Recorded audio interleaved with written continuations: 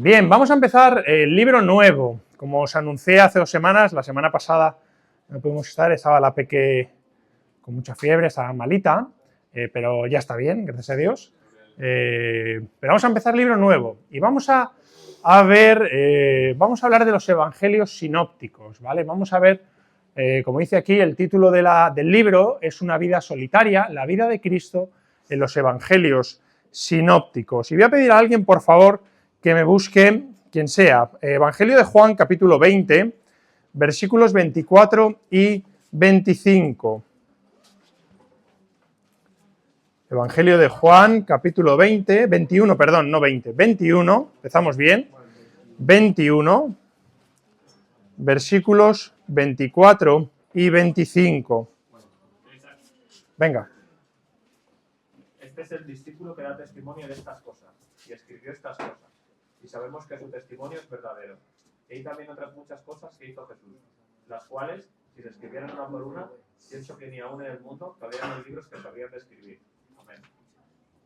Vemos aquí, sobre todo en este versículo 25, que es un poco osado por parte nuestra y por parte del escritor de la lección o de la persona que hizo la lección, de intentar compilar, de intentar hacer en un solo libro, en 13 lecciones, en 26 semanas aproximadamente, que vamos a estar con ello, la vida de Cristo, porque el propio apóstol Juan nos está diciendo, versículo 25, que hay otras muchas cosas que hizo Jesús, las cuales si se escribieran una por una, ni aún en el mundo cabrían los libros que se podrían escribir, ¿verdad? Pero bueno, teniendo en cuenta esto, es decir, el tema del Señor Jesucristo requeriría mucho más que 13 lecciones que vamos a ver, vamos a intentar coger y hablar de la vida del Señor Jesucristo a través de estos 3 evangelios, del evangelio, bueno, antes de nada, ¿cuáles son los evangelios sinópticos? Mateo, Marcos y Lucas, ¿vale? A través de esos 3 evangelios, Mateo, Marcos y Lucas. ¿Por qué se le llaman los evangelios sinópticos? ¿Qué significa la palabra sinóptico? ¿Alguien lo sabe? Resumen, esquema, síntesis, ¿no?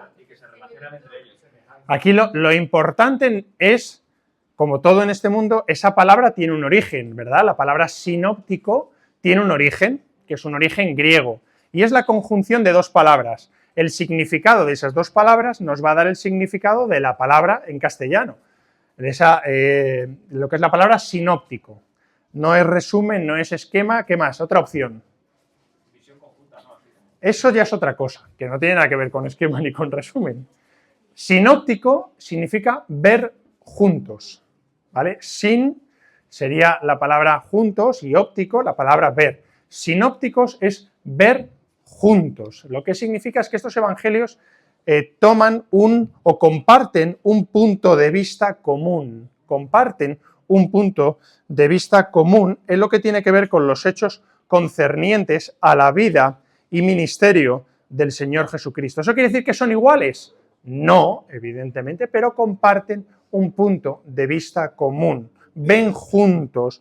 Podríamos coger y hacer la comparativa a como si nos juntáramos aquí, pues Clara, Carlos y yo, y nos pusiéramos a ver una determinada escena, ¿de acuerdo? Y estaríamos juntos viendo la misma escena. Sin embargo, cada uno, cuando luego se lo contáramos a Isra, a Gastón o a Gio, tendríamos matices, puntos de vista, visiones distintas, porque yo no soy igual a Carlos, gracias a Dios por ello, ni Carlos es igual a mí, exactamente, sobre todo por la edad, ni soy igual a Clara, ni Carlos es igual a Clara, ¿vale?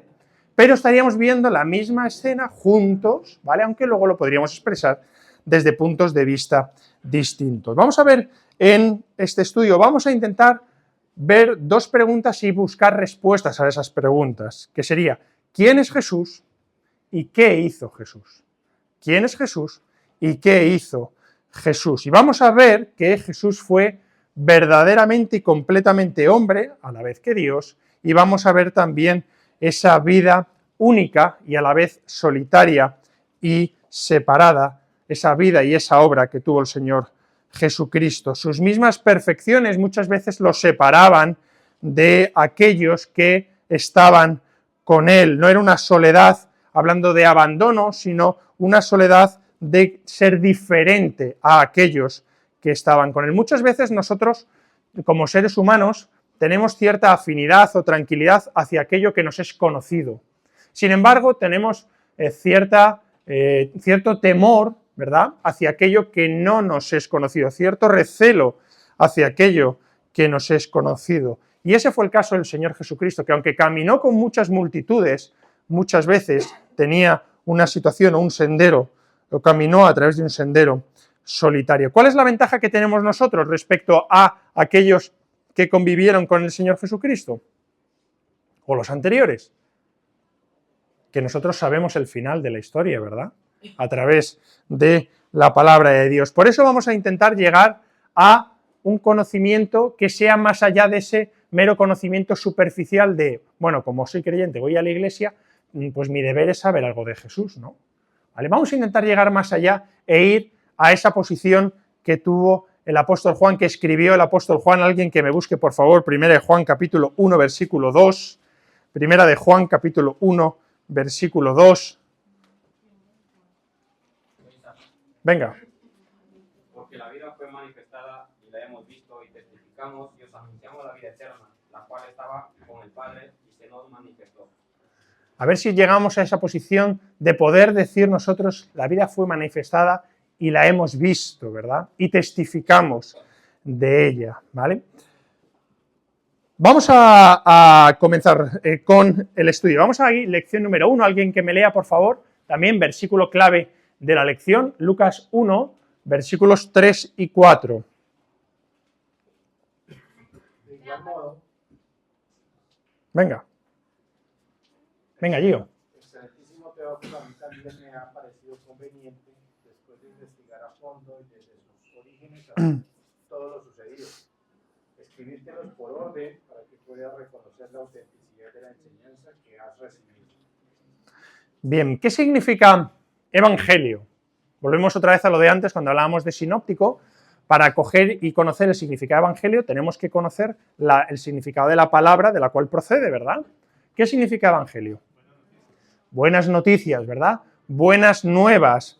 Los evangelios sinópticos, estos evangelios de Mateo, Marcos, Lucas, también el evangelio de Juan, ¿es una biografía del Señor Jesucristo?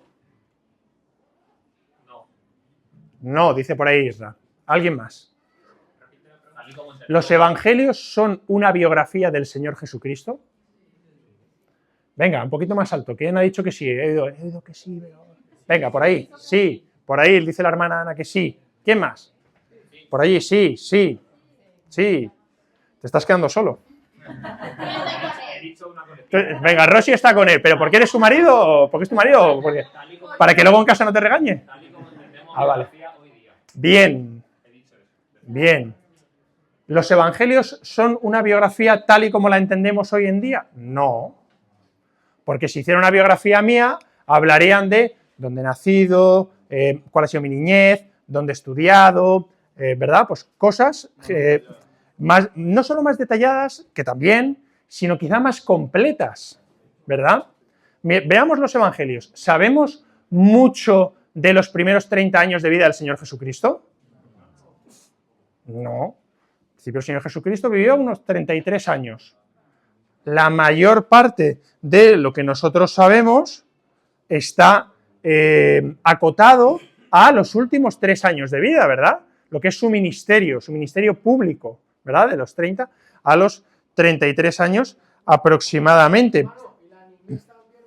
Un poquito, sí, pero desde la niñez hasta los 30 años va mucha tela. ¿Y eso nos hablan los evangelios sobre eso? No. No, por lo tanto, no podemos decir que es una biografía en el sentido moderno de la palabra, ¿verdad? Fijaros, por ejemplo, que en el caso del Evangelio de Juan, 8 de los 21 capítulos se concentran o narran, la última semana de vida del Señor Jesucristo. Desde el capítulo 12 hasta el versículo 20, del capítulo 12 al capítulo 20, narran la última semana, de 21 capítulos, 8. Es decir, no es una biografía en ese sentido moderno de las biografías, ni siquiera nos están, ni tiene la intención. ¿Cuál hemos leído antes que lo ha leído Isra? ¿Cuál es la intención de los evangelios, en concreto del Evangelio de Juan? ¿Narrar la vida de Jesús? No, si volvemos otra vez al Evangelio de Juan, capítulo 21, versículo 25 o 24, ¿verdad? Dice aquí, segunda parte, y escribió estas cosas, ¿verdad? Y sabemos que su testimonio es verdadero. Si vamos también al capítulo anterior, capítulo 20, versículo 30, Evangelio de Juan, capítulo 20, versículo 30, aquí vemos el propósito, ¿verdad?, por el cual el apóstol Juan escribió esto, y no lo escribió para contarnos la vida del Señor Jesucristo, sino se escribió, versículo 31, ¿verdad?, pero estas cosas se han escrito ¿para qué? Para que creáis que Jesús es el Cristo, el Hijo de Dios, y para que creyendo tengáis vida en su nombre. Por lo tanto, aunque los evangelios aportan datos biográficos, los evangelios están escritos con un propósito primario que es teológico y apologético. Teológico y apologético, es decir, para defender la fe, ¿verdad? ¿Qué más podemos decir de todo esto? Vamos a ver en este estudio de los evangelios sinópticos lo que es la vida y el ministerio del Señor Jesucristo, y nos vamos a familiarizar con determinadas similitudes que estos evangelios tienen, y vamos a ver cómo esas supuestas contradicciones de los evangelios no es más que un estilo o un propósito distinto de cada uno de los evangelistas. Me voy a intentar conectar, a ver si puedo, a esta tele. Mientras estaba preparando la lección, estaba pensando, dando vueltas. Si nosotros cogemos y vemos, por ejemplo, esto, voy a quitar esto de aquí, esto es una noticia que yo cogí al azar mientras estaba preparando la lección, y tiene que ver con un caso muy famoso que está habiendo ahora con la mujer del presidente del gobierno. No sé si todos lo podéis ver. Si os fijáis arriba, es a las 17:44 horas, por eso hice la captura de pantalla aposta, para que veáis que no son cosas, sino que están cogidas en el mismo momento del tiempo. Y habla en El Mundo, el periódico El Mundo, del caso Begoña Gómez. Y dice: la Audiencia de Madrid considera la investigación de Begoña Gómez revela una clara desviación de poder. ¿Vale? Esta es la visión que da el periódico El Mundo. Periódico ABC, algo similar o parecido. La Audiencia de Madrid apunta a Begoña Gómez, que aprovechó su posición para vender favores y obtener influencias. ¿Vale? Es una posición parecida, ¿no? Clara desviación de poder, vender favores, obtener... Fijaros, 17:45, ¿vale? El País. La Audiencia de Madrid desimputa, o sea, no habla nada de Begoña Gómez, desimputa al rector de la Complutense y a Güemes en el caso Begoña Gómez. O sea, habla del tema que tienen los dos anteriores de clara desviación de poder, vende tal, o está poniendo su foco en otro sitio. Pero la noticia es la misma, ¿eh? Exactamente la misma. Está hablando de lo mismo, pero está tomando un punto de vista totalmente distinta.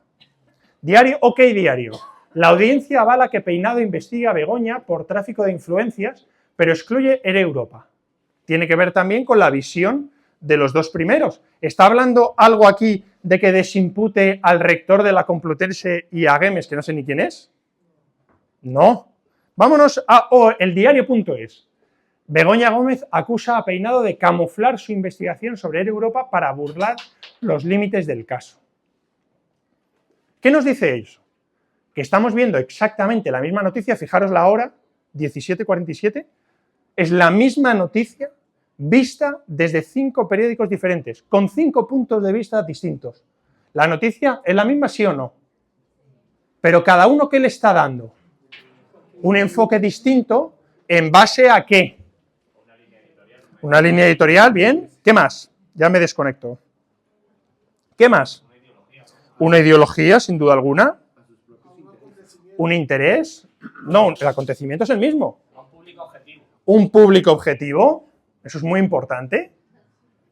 O sea, la noticia es la misma, pero el perfil ideológico de El Mundo es uno porque va destinado a un determinado público objetivo. El diario El País tiene un perfil ideológico distinto, más afín al gobierno actual, porque su público objetivo es ese, pero la noticia es la misma.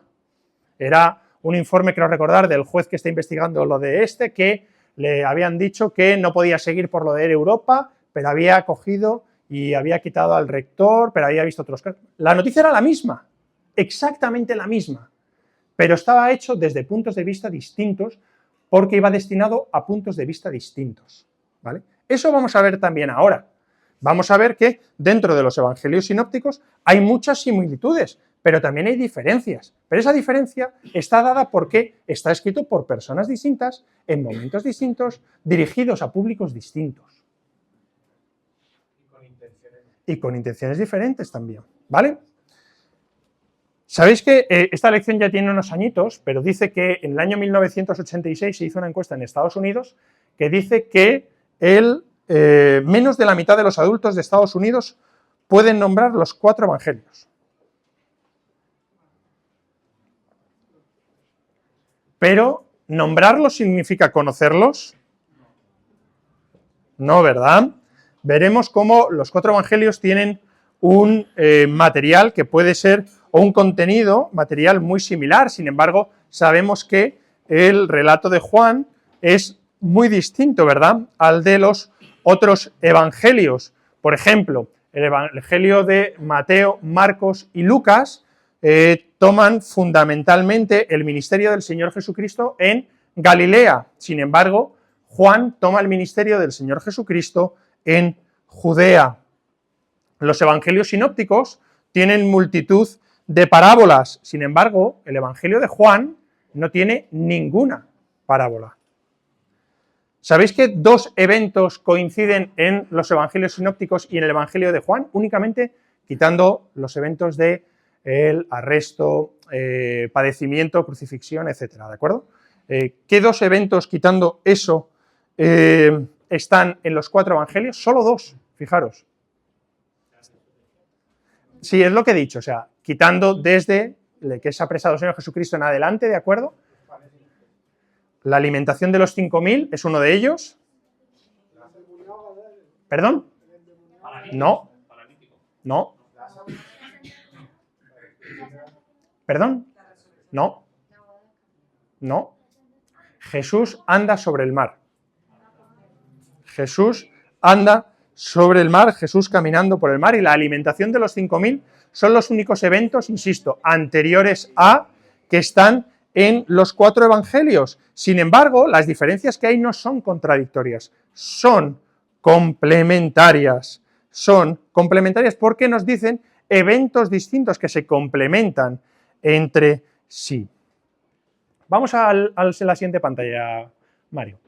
Ha habido muchos, o algunos, que han hablado de lo que llaman el problema sinóptico.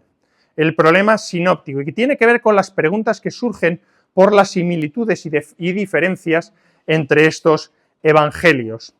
Los 3 evangelios, fijaros si tienen cosas en común, que por ejemplo, unos de 661 versículos que tiene Marcos, 610 se encuentran en Mateo y en Lucas. De 661, 610. ¿Copiaron los escritores de Mateo y Lucas a Marcos o son evangelios escritos independientemente? Ahora voy con ello. ¿Cuál es la causa de que haya tantas similitudes de uno a otro, o cuál es la causa de que haya textos similares en 2 de ellos y no en otro de ellos? ¿O que lo haya solo en uno? ¿O fue el propósito del Espíritu Santo arreglar de esta forma el contenido de los evangelios? No, lo que pasa, bueno, perdón. Según creo que Marcos fue escrito primero, entonces si el evangelio de Lucas y el evangelio de Mateo se escriben a posteriori, sí que te puedes basar en referencias bibliográficas para escribir un nuevo libro. Hoy en día cualquier persona, ¿Esa es una posición? cualquier persona que escribe un libro se basa en otros o toma como válidos. Pero estaríamos invalidando entonces la posición del Espíritu Santo. No necesariamente. Vamos a hablar ahora de eso. Tú influís primero que se inspiró, pero también el hecho que Marco fue influenciado por Pedro, que fue testigo presencial. Ahora hablaremos de eso también. Esa posición que dice Isra es lo que se conoce como Lo hablo también aquí para que lo conozcamos, la teoría de las dos fuentes. La teoría de las dos fuentes es una teoría que incluso algunos evangélicos abrazan, que dicen que, como el Evangelio de Marcos cogió y se escribió en primer lugar, los otros dos evangelistas, Mateo y Lucas, tomaron como fuente el Evangelio de Marcos y además, para poder explicar aquellos pasajes que están en el Evangelio de Mateo y de Lucas que no están en Marcos, tomaron como una segunda fuente, de ahí se habla de la teoría de las dos fuentes, una fuente totalmente desconocida que nadie conoce ni ha aparecido ningún tipo de rastro ni testigo de ella, llaman la fuente Q, que sería la fuente que tomaron Mateo y Lucas para escribir su Evangelio. Esta es una teoría que hay. Sin embargo, yo os voy a leer la posición con la cual yo estoy de acuerdo, que eso no es así. El primero de ellos, o los argumentos de ellos, es que tú estás diciendo que en el Evangelio de Marcos, coge y se escribió primero y ellos lo tomaron como las fuentes. En esa época que había allí, ¿vale? ¿Era normal que la gente supiera leer y escribir? Con lo cual, esas fuentes bibliográficas de las que tú me estás hablando son más modernas generalmente, ¿vale? Pero en ese momento, ¿cómo se transmitía la información? Oralmente, porque el número de personas que sabían leer y escribir era bastante reducida. Pero esa tradición oral, que a nosotros ahora nos puede parecer un poco el teléfono escacharrado, ¿vale? Que pudiera cambiar, no era así, porque cogían y tenían mucho cuidado con lo que se transmitía, porque era casi la única manera de transmitirse en ese momento, que era la transmisión oral. Además, decir que para algunos será un argumento o para otros no lo será, pero por la tradición de la Iglesia durante 19 siglos ha sido que los evangelios eran totalmente independientes entre sí. Esta teoría de las dos fuentes es una teoría más bien reciente. Otro argumento puede ser, y yo me pregunto, ¿el evangelista Mateo fue contemporáneo del Señor Jesucristo? No, fue uno de sus discípulos, pero no. ¿El evangelista Mateo fue contemporáneo del Señor Jesucristo? No. ¿Fue uno de los apóstoles o no? ¿Sí o no? Sí, ¿no? Sí. Fue uno de los discípulos, uno de los 12. Vale. Entonces, ¿el evangelista Mateo necesita al evangelista Marcos para relatar su propia conversión? Lo que pasa es que Marcos tiene pocos detalles. Sí, ahora iremos avanzando sobre eso, pero estoy viendo argumentos. O sea, si de verdad yo necesitaría a Isra, que es más joven que yo, para que él relatara mi conversión, No, pero Lucas, pudiéndolo relatar yo. Lucas dice en el primer capítulo 1, dice que escribe el libro para dar respuesta a todo esto que se está hablando acerca de Jesucristo. Entonces, Lucas viene de Pablo, y Pablo estuvo con Pedro. Y Pablo le preguntó a Pedro, fue a pedir consejo al general. Por eso, ahora hablaremos un poco de ese tema, del contacto personal entre los apóstoles. Lo que quiero decir es que si el Evangelio de Juan se basa en Marcos, no tiene sentido. ¿Por qué? Porque Juan fue testigo directo de lo que está contando, porque fue discípulo del Señor Jesucristo, cosa que Marcos no fue. Marcos no fue un testigo directo de esas cosas. Mateo sí lo fue. ¿Mateo necesita a Marcos para relatar la vida del Señor Jesucristo cuando él fue un testigo directo? No, no. Estadísticamente hablando, son casi más las diferencias que las similitudes en estos evangelios. Hay otros también que respaldan esa teoría de las dos fuentes, que dicen que los evangelios, claro, son similares porque van siguiendo una misma línea temporal. Lógicamente, que tienen que seguir una línea temporal que sea igual todos ellos. Es como si yo cojo y estoy aquí y os estoy dando una clase sobre la Segunda Guerra Mundial y empiezo hablando de la toma de Berlín por parte de los rusos, en lugar de empezar hablando de la invasión de Polonia o del ascenso de Hitler al poder. Lógicamente tendré que empezar hablando desde el principio para luego llegar al final. Es normal que los evangelistas tomen una línea temporal similar. Además, esta teoría no explica que una parte importante de Marcos, que es la parte que va desde el capítulo 6, versículo 45, hasta el capítulo 8, versículo 26, estamos hablando de 2 capítulos enteros, es totalmente omitida por el Evangelio de Lucas. Con lo cual, si Lucas copió a Marcos, ¿cómo es posible que una parte importante del Evangelio no lo copiara? Tampoco hay una evidencia histórica de ese documento que hemos dicho, documento Q, o segunda fuente en la cual se basaron estos evangelistas. Y además, esta teoría también omite un tema muy importante, que es lo que ha comentado el hermano José, que es el contacto personal entre los evangelistas. Además de la propia transmisión oral, el contacto personal fue una fuente muy importante. Dale a la siguiente, Mario, porfa. Dale otra. Bien, a ver, dale. Vale, nos quedamos ahí. El contacto personal, como decía, fue una fuente muy importante. Sabemos que el apóstol, el evangelista, el discípulo Mateo, ¿verdad?, estuvo ligado íntimamente con el Señor Jesucristo durante su ministerio en la tierra. Marcos, que se comentaba allí, vivió en Jerusalén, fue o participó en la obra misionera, ¿con quién? Con Pablo, ¿verdad? Y tuvo también mucho contacto con, ¿lo has dicho tú antes? Con Pedro. Con Pedro, de quien también debió recibir relatos directos de la vida del Señor Jesucristo. Durante el periodo que van los 7 primeros capítulos del libro de los Hechos, los apóstoles, ¿dónde estaban? En Jerusalén, ¿verdad? Y ahí los apóstoles habrían compartido con todos los que estaban allí muchos eventos o los eventos de la vida del Señor Jesucristo. Vamos a buscar varios textos. Alguien que me busque, por favor. Filemón 24. Filemón 24 y Hechos 12, 12. Isra, tú que has leído antes y me hablabas de Lucas 1. Búscame Lucas 1, 1 al 4. Filemón, versículo 24. Marcos, Aristarco, Demas y Lucas, mis colaboradores. Demas y Lucas, mis colaboradores. O sea, vemos aquí como el apóstol Pablo, ¿verdad?, estaba hablando aquí de Filemón y está hablando de una serie de colaboradores que estaban juntos, tenían un contacto personal, ¿verdad?, entre los evangelistas. Hechos 12, 12, ¿quién lo tiene? ¿Quién? Venga. Y habiendo considerado esto, llegó a casa de María, la madre de Juan, el que tenía sobrenombre Marcos, donde muchos estaban reunidos orando. Es decir, muchos, la iglesia se estuvo reuniendo en casa de ¿quién? ¿Qué ha leído Shana?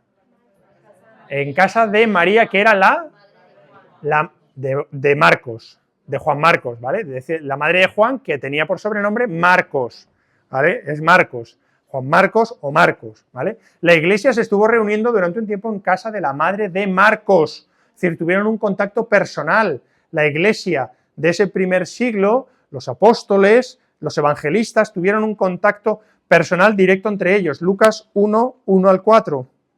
Puesto que ya muchos han tratado de poner en orden la historia de las cosas que entre nosotros han sido ciertísimas, tal como nos enseñaron los que desde el principio lo vieron con sus ojos y fueron ministros de la palabra, me ha parecido también a mí, después de haber investigado con diligencia todas las cosas desde su origen, escribírtelas por orden, oh excelentísimo Teófilo, para que conozcas bien la verdad de las cosas en las cuales has sido instruido. Vemos aquí, ¿verdad? Versículo 2, tal como nos lo enseñaron.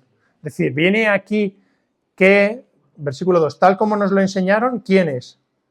Los que desde el principio lo vieron con sus ojos y fueron ministros de la palabra. Aquí no está diciendo Lucas, tal y como yo he leído en el evangelio de otro hermano llamado Marcos, no, él está yendo a las fuentes, está yendo a aquellos que estuvieron, que compartieron su vida con el Señor Jesucristo, tal y como nos lo enseñaron, los que desde el principio lo vieron con sus ojos, con sus ojos. Y luego, aparte de todo esto, hay otro punto súper importante, porque hemos hablado de una serie de argumentos, ¿verdad?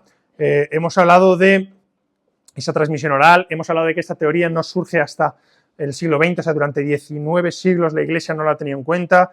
Hemos hablado de que era necesario que Mateo cogiera y recurriera a otra fuente siendo testigo directo visual de ello. Hemos hablado de ese contacto personal entre los evangelistas, hemos hablado como una parte importante del Evangelio de Marcos no está contenida en el Evangelio de Lucas, pero se nos olvida una parte muy importante. ¿Cuál es? Ahí le duele, el Espíritu Santo. Alguien que me busque, por favor, Juan 14, 26 y otro, segunda de Pedro 1, 20. Juan 14, 26, segunda de Pedro 1, 20. Mas el Consolador, el Espíritu Santo, a quien el Padre enviará en mi nombre, Él os enseñará todas las cosas y os recordará todo lo que yo os he dicho. Vemos aquí, ¿verdad?, la promesa del Señor Jesucristo sobre el Espíritu Santo. El Espíritu Santo, a quien enviará en mi nombre, Él os enseñará todas las cosas y os recordará todo lo que yo os he dicho. La posición tradicional de la Iglesia de inspiración por parte del Espíritu Santo y no de fuentes ajenas a, es la que yo particularmente y el escritor defendemos, ¿verdad? Estos tres evangelistas fueron movidos por el Espíritu Santo para escribir estos evangelios y creo que es la única explicación posible para esa congruencia, para esas similitudes y también para ciertas diferencias que pueda haber. ¿Alguien que me lea 2 de Pedro capítulo 1 versículo 20? Entendiendo primero esto, que ninguna profecía de la Escritura es de interpretación privada. Ninguna profecía de la Escritura es de interpretación privada, sino que es a través de la inspiración del Espíritu Santo.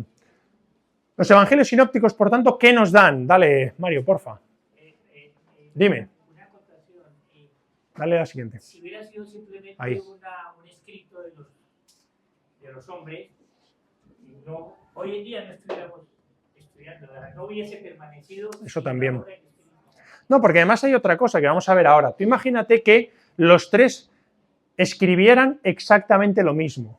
Podríamos decir, ¿cómo es posible que estén escribiendo exactamente lo mismo habiendo sido personas diferentes, en momentos diferentes, destinados a personas diferentes? Podríamos ver incluso, ya dándole la vuelta, que hubiera un editor, alguien que hubiera editado esos textos para que hubiera una absoluta igualdad, coincidencia entre ambos textos. Sin embargo, donde vemos que hay repetición, hay algunos que dicen que lo que hay es una copia de dos de ellos por parte de un tercero. Estas especulaciones lo que hacen es reducir la palabra de Dios a un tema puramente humano, sin tener en cuenta, como vemos aquí, la inspiración por parte del Espíritu Santo. Esa repetición que podemos ver aquí en los evangelios es algo de lo cual se está hablando continuamente, ¿verdad?, en la palabra de Dios. El pastor muchas veces dice que cuando algo se repite, ¿qué es?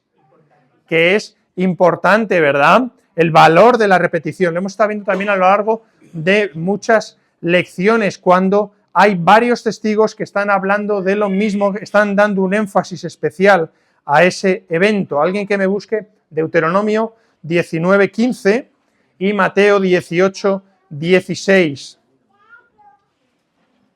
Mateo 18:16 y Deuteronomio 19:15.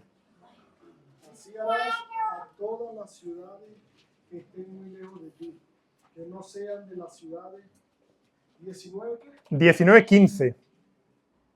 No se tomará en Ahí. cuenta a un solo testigo contra ninguno en cualquier delito ni en cualquier pecado, en relación con cualquier ofensa cometida. Solo por el testimonio de 2 o 3 testigos se mantendrá la acusación. La Escritura habla de que en boca de 2 o 3 testigos conste toda palabra. Mateo 18:16. Mas si no te oyeren, toma aún contigo a 1 o 2, para que en boca de 2 o 3 testigos conste toda palabra.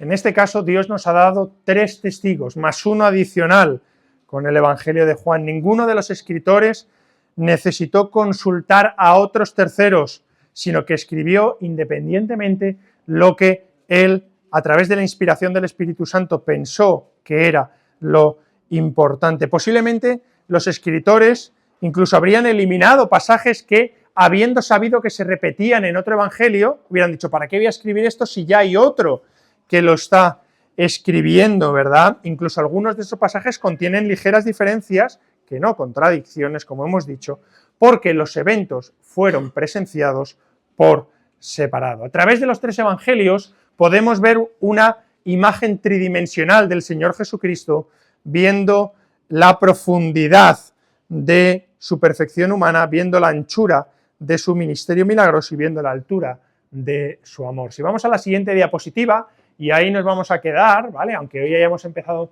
un poco, o nos quedemos un poquito antes, dale la siguiente. Dale. A ver si se... vale. Dale todas, a ver si te sale ahí. Dale hasta el final. Hablaremos de ello la próxima semana. Bien, podemos ver, dale la siguiente. Bien, ahí podemos ver una comparación de el propósito del Evangelio y podemos ver, sobre todo, cómo cada uno de los Evangelios está con un enfoque temporal distinto, está con esa vara del tronco que habla en Isaías 11, versículos 1 al 5, sobre todo importante, lo comenta antes el hermano Gio, con ese público objetivo que hablábamos antes también, Evangelio de Mateo, público objetivo judíos, Evangelio de Marcos, romanos y gentiles, y dentro de los gentiles romanos, Lucas, gentiles también, pero más dirigido hacia un público griego y en general del mundo, Juan, la iglesia, el énfasis, también cada uno distinto, cómo es visto el Señor Jesucristo, ¿verdad? Evangelio de Mateo como rey, Evangelio de Marcos como siervo, Evangelio de Lucas, hijo del hombre, Evangelio de Juan, hijo de Dios y el tema principal. Son visiones distintas de los mismos hechos, con públicos objetivos distintos, con énfasis distintos y con una visión del Señor Jesucristo distinta. Pero distinta no quiere decir contradictoria, quiere decir complementaria. ¿Vale? Quiere decir complementaria entre ello. No vamos a parar aquí porque no quiero entrar ya más en el punto, pero próxima semana veremos el punto de vista de Mateo, el punto de vista de Marcos y el punto de vista de Lucas. ¿Alguna pregunta, cuestión? Hermano Michael. Bueno, para reforzar un poco la parte que tiene que ver también con un poco de apologética, ¿no? Hoy en día tenemos el testimonio de un criminólogo exateo, James Warner Wallace, que él se dedicó en su tiempo libre, él interrogaba a las personas para saber si estaban mintiendo o no a la hora de un asesinato, un crimen o lo que sea. Él cuando se jubiló empezó a estudiar Evangelio como relatos de personas normales sin creer. Y en esa discrepancia y en esas también unidad que había entre los evangelios, pudo llegar a la veracidad de que era real lo que estaba leyendo. De hecho, muchos de los casos a los que él se dedicó a estudiar, los casos no se cerraban por ADN o por pruebas, sino por los testigos oculares.